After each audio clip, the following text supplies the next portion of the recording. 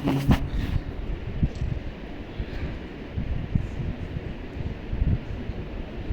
الحمد لله رب العالمين والصلاة والسلام على سيد المرسلين وخاتم النبيين سيدنا ونبينا ومولانا محمد وعلى آله وصحبه أجمعين وعلى من تبعهم بإحسان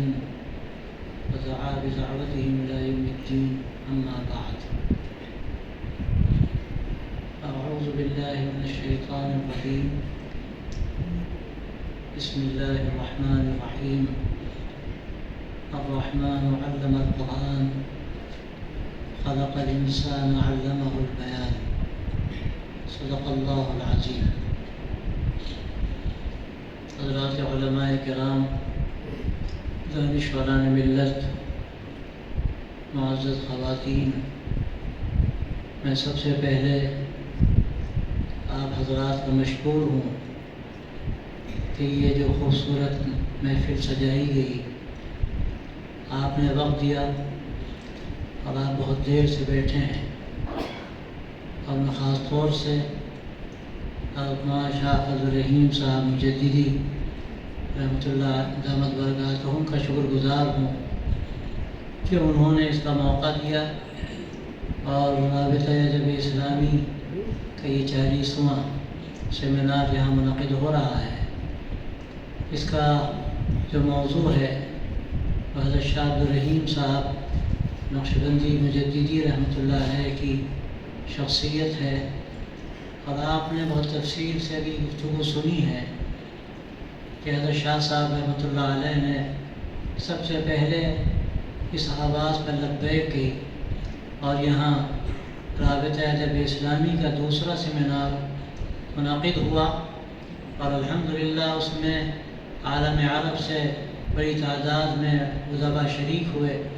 اور پورے ملک کے اہم نمائندہ حضرات تشریف لائے، حضرت مولانا رحمۃ اللہ علیہ کی صدارت ہوئی۔ خطبہ استقبالیہ حضرت شاہ صاحب نے جو پیش کیا تھا، حضرت مولانا نے خود اس کا اعتراف کیا ہے اپنے مضمون میں کہ اس میں جو ادبی چاشنی تھی، اور پھر احادیث نبویہ کے جو نمونے حضرت شاہ صاحب نے اسے پیش کیے، اس سے اندازہ ہوتا ہے کہ حضرت کا کیسا لگاؤ تھا ادب سے، اور اسی لگاؤ ہی کا نتیجہ تھا کہ انہوں نے سیمینار منعقد کیا تھا۔ اور اس میں کوئی شبہ نہیں کہ زبان و ادب میں جو خدمات رہی ہیں، اگر تاریخ کا مطالعہ کیا جائے، جو حضرات اردو زبان کی تاریخ سے واقف ہیں وہ عام طور سے اس کو محسوس کرتے ہیں کہ حضرات مشائخ کے ہاں اور خانقاہوں میں اگر دیکھا جائے تو اردو پیدا ہوئی ہے وہاں سے، اور پھر اس کا ارتقاء ہوا ہے۔ حضرت شاہ صاحب رحمۃ اللہ علیہ کا تعلق بھی سلسلہ مجددیہ سے ہے۔ اللہ تعالیٰ نے ان کو یہ ذوق عطا فرمایا تھا، اور شاید یہی ذوق تھا اور یہی فکر تھی جس نے حضرت مولانا علی میاں رحمۃ اللہ علیہ سے ایک مناسبت ان کے اندر پیدا کی۔ جب وہ فرنگی محل میں لکھنؤ میں زیر تعلیم تھے، اسی وقت سے ان کا حضرت مولانا سے بڑا گہرا تعلق تھا، اور یہ مختلف حضرات نے بات لکھی ہے کہ اس زمانے میں حضرت مولانا علی میاں جب درس دیتے تھے مرکز کی مسجد میں قرآن مجید کا، اس وقت حضرت شاہ صاحب رحمۃ اللہ علیہ اس میں شریک ہوتے تھے، اور غالباً سب سے پہلی ملاقات وہیں ہوئی ہے۔ لیکن یہ جو مناسبت بڑھتی گئی، اس کا بڑا سبب ان کی وہ فکر ہے جس کے نتیجے میں جامعہ ہدایت وجود میں آیا۔ اور اگر میں یاد کروں تو شاید غلط نہ ہوگا کہ یہ بنیادی فکر ندوۃ العلماء کے بانیوں نے پیش کی تھی، جس کا بہترین قالب حضرت مولانا علی میاں رحمۃ اللہ علیہ کی شکل میں ہمارے سامنے نظر آتا ہے۔ حضرت مولانا کا یہ جو فکر تھا، حضرت شاہ صاحب رحمۃ اللہ علیہ بھی اسی فکر کے حامل تھے، اور اسی فکر کا عملی انہوں نے گویا کہ ایک نمونہ پیش کرنے کے لیے اس جامعہ کی بنیاد رکھی۔ یہ ایک ایسی مناسبت تھی جس کے نتیجے میں آپ جانتے ہیں کہ اس کی بنیاد رکھی گئی۔ اس وقت بھی حضرت مولانا تشریف لائے، اور جب اس کا افتتاح ہوا تو اس وقت بھی حضرت مولانا علی میاں رحمۃ اللہ علیہ کو حضرت شاہ صاحب نے بلایا، اور جو سیمینار یہاں منعقد ہوا، حضرت وہاں کی وہ تقریر مدرسے کے سلسلے میں جو مولانا نے کی، میں سمجھتا ہوں کہ شاید وہ شاہکار تقریر ہے۔ راجہ سراغ زندگی میں آج بھی وہ موجود ہے، اور میرا اندازہ یہ ہے کہ شاید اس پائے کی تقریر ایسی ادبی اور لگتا تھا کہ دل کے ٹکڑے نکال کے رکھ دیے گئے ہیں، اور حضرت مولانا کی تقریروں میں اس موضوع پر وہ شاہکار ہے، وہ اسی جامعہ میں ہوئی اس کے افتتاح کے موقع پر۔ تو یہ مناسبتیں مختلف رہی ہیں جو آج یہ سیمینار جہاں منعقد ہو رہا ہے، میں سمجھتا ہوں کہ برمحل ہے، اور اس کی ضرورت تھی کہ حضرت شاہ صاحب رحمۃ اللہ علیہ جو گویا کہ میزبان تھے رابطہ ادب اسلامی کے اس قافلے کے، اور پھر خود اللہ تبارک و تعالیٰ نے ان کے اندر جو درد رکھا تھا، اور سچی بات یہ ہے کہ درد ہے جو آدمی کے اندر کی ان کیفیات کو منتقل کرتا ہے کہ جو شاید صرف الفاظ نہیں کر سکتے۔ حضرت مولانا رابع صاحب جو صدر رہے ہیں رابطہ ادب اسلامی کے، ان سے کسی نے پوچھا کہ زبان اور ادب کا کیا فرق ہے، تو حضرت مولانا نے جو بات کہی بڑی وہ بہت مختصر لیکن بڑی وہ گویا کہ ادب کی تعریف کے لیے دیکھا جائے تو بہت معنی ہے۔ حضرت مولانا فرمایا کہ اپنی بات کو منتقل کرنے کے لیے زبان کی ضرورت پڑتی ہے، اور کیفیات کو منتقل کرنے کے لیے ادب کی ضرورت پڑتی ہے۔ اور واقعہ یہ ہے کہ جب دل کے اندر درد ہوتا ہے تو آدمی جب بات کہتا ہے تو دل سے نکلتی، کیفیات کے ساتھ نکلتی ہے اور دل تک پہنچتی ہے۔ تو یہ ادب اسلامی کا جو موضوع ہے، اس میں بڑا حصہ ہمارے مشائخ کا ہے اور ان کے ملفوظات کا ہے، اس میں جو بے ساختگی ہے، جو ادبیت ہے، حضرت مجدد الفسانی رحمۃ اللہ علیہ کے مکتوبات و شاہکار ہیں، اور پھر حضرت شیخ شرف الدین یحییٰ منیری رحمۃ اللہ علیہ کے ملفوظات و مکتوبات، اور پھر حضرت مجدد صاحب کے بھی مکتوبات ایسے ہیں کہ وہ تاریخ میں ایک مثال ہے ادب کی بھی، اور اس کے ساتھ ساتھ اس میں جو کچھ کہا گیا ہے، اس میں جو ترجمانی ہے دین کی بھی اور دل کی ان کیفیات کی، جس کی ترجمانی عام طور سے آدمی نہیں کر سکتا، وہ ایک نمونہ ہے۔ وہ فارسی ادب ہے لیکن جن حضرات نے اس کے ترجمے کیے ہیں بہت کامیاب ترجمے ہیں، اور اس سے بھی استفادہ کرنے والے اندازہ کر سکتے ہیں کہ اس میں کس طرح دل کی ترجمانی۔ تو یہ اجلاس برمحل ہے کہ ایک شیخ وقت کے کو موضوع بنا کر یہ اجلاس منعقد ہو رہا ہے، جنہوں نے رابطہ ادب اسلامی کے قافلے کی میزبانی بھی کی، اور اس کے ساتھ ساتھ حضرت مولانا علی میاں جو اس کے بانی تھے، جنہوں نے سب سے پہلے اس کی آواز لگائی، اور یہ بات تاریخ میں موجود ہے کہ جب مختارات حضرت مولانا نے لکھی، اور مختارات کا جب وہاں کے علماء نے مطالعہ کیا، اس وقت سے یہ ایک فکر پیدا ہوئی ان حضرات کے اندر، اور اس کے بعد ہی حضرت مولانا کو دمشق کی وہ ہے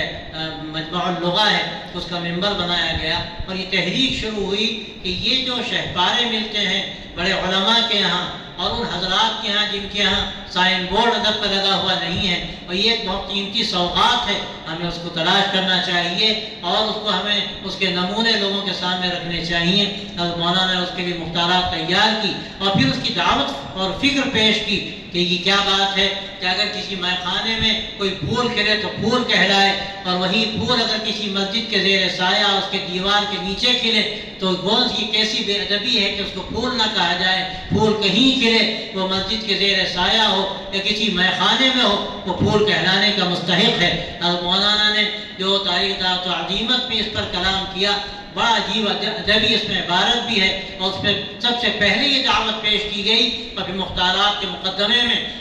حضرت مولانا نے دعوت پیش کی، اور پھر ریاض میں ڈاکٹر عبدالرحمن رافت الباشا جو اپنے وقت کے بڑے ادیب اور بڑے مصنف تھے، انہوں نے یہ تحریک قبول کی، اور اس پہ اس وقت کے ادبا جمع ہوئے، اور ان سب نے یہ حضرت مولانا علی میاں صاحب رحمۃ اللہ علیہ سے درخواست کی کہ اس کی صدارت قبول کریں، اور ڈاکٹر عبدالرحمن رافت الباشا بھی اس کے ذمہ دار قرار پائے، اور اس وقت سے یہ قافلہ چلا۔ اور آپ حضرات جانتے ہیں اس کا جو بہت بڑا فائدہ ہمارے سامنے آیا، وہ فائدہ یہ ہوا کہ بہت بڑی تعداد میں وہ ادبا اور شعراء کہ جن کے ذہن و دماغ کا رخ الگ تھا، جب انہوں نے پہلی مرتبہ اسلامی ادب کے شاہکار، اس کے شہپارے دیکھے، ان کے نمونے دیکھے، ان کے ذہن و دماغ پر ایک چوٹ لگی، ان کو یہ اندازہ نہیں تھا کہ یہ بنیادیں ہمیں کہیں اور مل سکتی ہیں، تو انہوں نے اپنے رخ کو بدلا، اور پھر وہاں سے اعتراف کا ایک سلسلہ شروع ہوا، اور ذہن سازی ہوئی، اور ایک بڑی تعداد میں وہ ادبا اور شعراء کے جو الحاد کے دروازے پر تھے یا اس کے آگے پہنچ چکے تھے،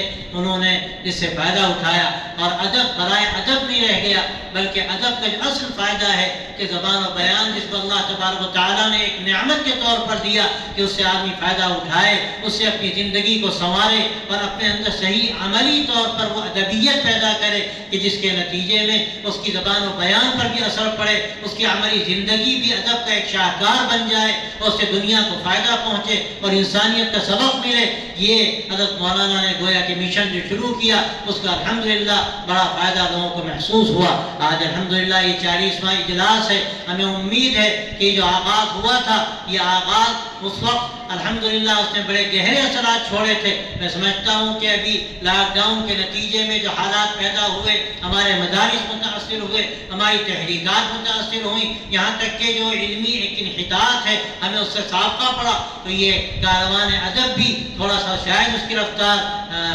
دھیمی پڑی ہو، لیکن ہمیں امید ہے کہ آج کے یہ 40واں اجلاس جو یہاں پر منعقد ہو رہا ہے، جو ایک تاریخی جگہ ہے، اس کی ایک دعوت و فکر ہے اور جس کے حامل ہمارے حضرت شاہ صاحب رحمۃ اللہ علیہ رہے، اور جو بات کہی گئی اور بار بار کہی ہے، واقعہ ہے کہ انہوں نے جو خواب دیکھا تھا، آج اس کی تعبیر کو پورا کرنے کے لیے ہمارے علامہ شاہ فضل الرحیم صاحب اللہ تعالیٰ ان کے عمر میں برکت دے وہ لگے ہوئے ہیں، تو یہ جگہ اس کے لیے برمحل ہے اور موضوع ہے، اور خاص طور سے حضرت شاہ صاحب کی زندگی کو، ان کے کارناموں کو اور آثار کو یہ موضوع بنایا گیا، اس کی ضرورت تھی۔ تو میں مبارکباد دیتا ہوں آپ تمام حضرات کو بھی، حضرت شاہ صاحب کو بھی، اللہ تعالیٰ ان کے کاموں میں برکت دے، اور یہ جو انہوں نے بیڑا اٹھایا ہے کہ جو ایک زمانہ گزرا، یہ پہلی صدی سے لے کر 5ویں، 6ویں، 7ویں صدی تک، اس وقت تک کوئی ثانویت نہیں تھی تعلیم میں، تعلیم کا جو نظام تھا وہاں آپ دیکھیے انہی مدارس اسلامیہ سے بڑے بڑے انجینئر،